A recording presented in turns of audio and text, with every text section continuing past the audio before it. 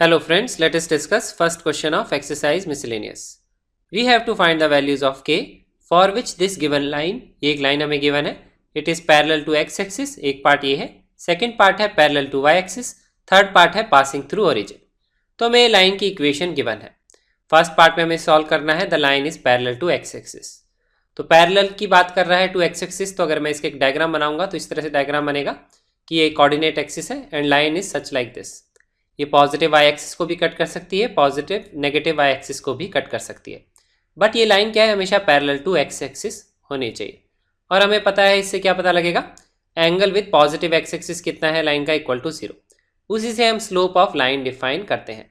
तो slope of line क्या हो जाएगा, tan of 0 degrees, that is slope of line is 0. तो हम क्या करेंगे, इस लाइन को रिप्रेजेंट करेंगे in terms of the slope form of the line. तो slope form of the line क्या होता है, किसी भी लाइन का अगर हमें स्लोप निकालना है, अगर हमें इसकी इक्वेशन गिवन है तो उस लाइन को हम ऐसे रिप्रेजेंट करते हैं y equal to M X plus C. यहाँ पे जो m है वो डिफाइन करता है स्लोप ऑफ द लाइन, हमें उसी को इक्वेट करना है इक्वल टू 0 फर्स्ट पार्ट में. ठीक है, तो जब हम ऐसे रिप्रेजेंट करते हैं तो हमें ध्यान रखना होता है कि y की टर्म एक तरफ होनी चाहिए और जो बाकी टर्म्स हैं x और उसके अलावा जो कांस्टेंट टर्म है वो इक्वल टू के दूसरी साइड में होनी चाहिए. और हमको इस तरह से रिप्रेजेंट करना है कि y का कोफिशिएंट 1 होना चाहिए. तो हमें भी यहाँ पे यही करना है. यहाँ पे अगर हम y की टर्म नोटिस करेंगे तो ये y की टर्म है, इसको हम एक साइड में ले जाएंगे तो इक्वल टू के मैं दूसरी साइड में ले जाता हूँ तो ये पॉजिटिव हो जाएगा और ये जो रिमेनिंग पार्ट है ये मैंने यहाँ पे एज इट इज लिख लिया. उसके बाद में क्या करेंगे, y का कोफिशिएंट बनाएंगे हम 1. तो हम 4 माइनस के स्क्वायर से पूरे एक्सप्रेशन को दोनों साइड में क्या करेंगे, डिवाइड करेंगे. ठीक है, तो 4 माइनस के स्क्वायर से डिवाइड करेंगे तो हमारी इक्वेशन जो है लाइन की इस फॉर्म में चेंज हो जाएगी. अब हमें क्या करना है, स्लोप ऑफ द लाइन को करना है इक्वल टू 0. तो हमें m की वैल्यू यहाँ पे पता लग जाएगी क्योंकि y का कोफिशिएंट 1 है, तो x के आगे जो भी वैल्यू है that represents the slope of the line, उसको हम कर देंगे equal to 0 because the line is parallel to x axis. तो यहाँ से हम निकाल सकते हैं k minus 3 upon 4 minus k square equal to 0, उससे आएगी k की वैल्यू इक्वल टू 3. तो ये आ गया हमारा फर्स्ट पार्ट का आंसर. लेकिन यहाँ पे आपके साथ मैं एक और चीज़ डिस्कस करूँगा. मोस्ट ऑफ द स्टूडेंट्स वो मिस्टेक करते हैं. वो मिस्टेक क्या होती है कि सपोज अगर यहाँ पे ये जो डिवीजन है ये इस तरह से आ जाता k minus 2 k minus 3 upon 4 minus k square. मैं एक नया क्वेश्चन अज्यूम कर रहा हूँ कि ये जो x का कोफिशिएंट है यहाँ पे इस रेशो की बजाय अगर इस तरह का रेशो होता. ऐसा रेशो मैंने किस तरह से पकड़ा है कि बेसिकली ये जो वैल्यू है इसमें क्या है, इस तरह से रेशो आता है कि न्यूमरेटर और डिनोमिनेटर के जो टर्म्स होते हैं उसमें कोई भी टर्म यहाँ पे कॉमन होती. जैसे यहाँ पे देखिए k माइनस 2 फैक्टर न्यूमरेटर में भी है और डिनोमिनेटर में भी है. तो इस केस में तो हमने क्या किया था, k की value equal to 3 directly put कर दी थी. डिनोमिनेटर में हमें कोई इंटरेस्ट था ही नहीं क्योंकि वो इक्वल टू 0 के साइड जाके वो 0 ही हो गया था. लेकिन अगर हम यहाँ नोटिस करेंगे तो k माइनस 2 अगर मैं डिनोमिनेटर में इंटरेस्ट नहीं लूंगा तो इससे मेरी k की 2 वैल्यूज आनी चाहिए, इक्वल टू 2 भी आना चाहिए और इक्वल टू 3 भी आना चाहिए. लेकिन इस केस में मैं क्या करूँगा, k की वैल्यू 3 ही लूंगा, k की वैल्यू इक्वल टू 2 मैं यहाँ पे नहीं लूंगा. मेरा सिर्फ आंसर यही होगा. तो आप ये सोच रहे होंगे कि हम सर पहले कैंसिल आउट कर देंगे न्यूमरेटर डिनोमिनेटर के फैक्टर्स को, उसके बाद में इसको इवेलुएट करेंगे.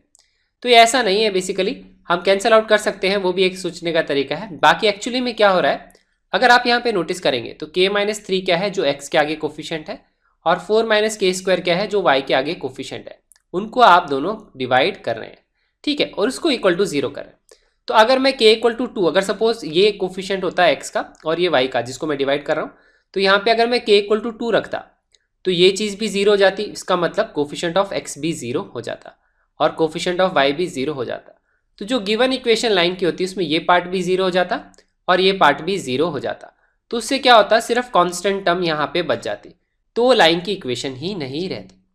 तो कंक्लूजन क्या है, बेसिकली जब हम स्लोप निकालते हैं तो सिर्फ न्यूमरेटर के पार्ट को डिनोमिनेटर के पार्ट से डिवाइड करके जब इक्वल टू 0 करते हैं तो उसमें क्या करते हैं, हम चेक करते हैं कि डिनोमिनेटर में कोई एक फैक्टर न्यूमरेटर का आ तो नहीं रहा है.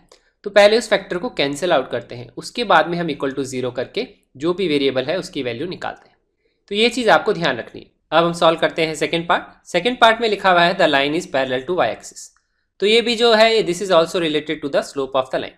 तो जो लाइन है that is parallel to y axis, इसका मतलब उसका एंगल x एक्सिस के साथ कितना है, पॉजिटिव x एक्सिस का एंगल है 90 डिग्री. इसका मतलब क्या है, स्लोप ऑफ लाइन क्या है, tan of 90 degree. tan of 90 degree कितना होता है, इक्वल टू इन्फिनिटी. तो बेसिकली क्या करना है, हमें इसकी वैल्यू को इक्वेट करना है इक्वल टू इन्फिनिटी. इन्फिनिटी करना है इसका मतलब डिनोमिनेटर का पार्ट क्या होना चाहिए, इक्वल टू 0 होना चाहिए। तो इसके लिए हम क्या करेंगे, 4 माइनस के स्क्वायर को किसके इक्वल टू कर देंगे, इक्वल टू 0। तो उससे क्या होगा, कोई भी वैल्यू न्यूमरेटर अपॉन डिनोमिनेटर में 0 आएगा तो वैल्यू क्या आएगी, इन्फिनिटी के बराबर ही आएगी। तो इससे आएगा के स्क्वायर इक्वल टू 4। तो के की दो वैल्यूज आ जाएंगी प्लस माइनस 2। यहाँ पे भी हमें यही ध्यान रखना है कि जो कॉमन फैक्टर है उसे कैंसिल आउट करना है, उसके बाद में हमें डिनोमिनेटर के फैक्टर को इक्वल टू 0 करना है। यहाँ पे कोई कॉमन फैक्टर नहीं था तो डायरेक्टली मैंने इसको इक्वल टू 0 के प्लेस कर दिया, तो मेरा के की वैल्यू यहाँ पे आंसर आ गया। अब थर्ड पार्ट है, हमें क्वेश्चन में लिखा हुआ है the line passes through origin. एक तरीका तो यह है कि ये जो लाइन की इक्वेशन में इसमें x को इक्वल टू 0 पुट कर दीजिए, y को भी इक्वल टू 0 पुट कर दीजिए, because the line it passes through origin. ठीक है, तो उससे हमको डायरेक्टली के की वैल्यू आ जाएगी।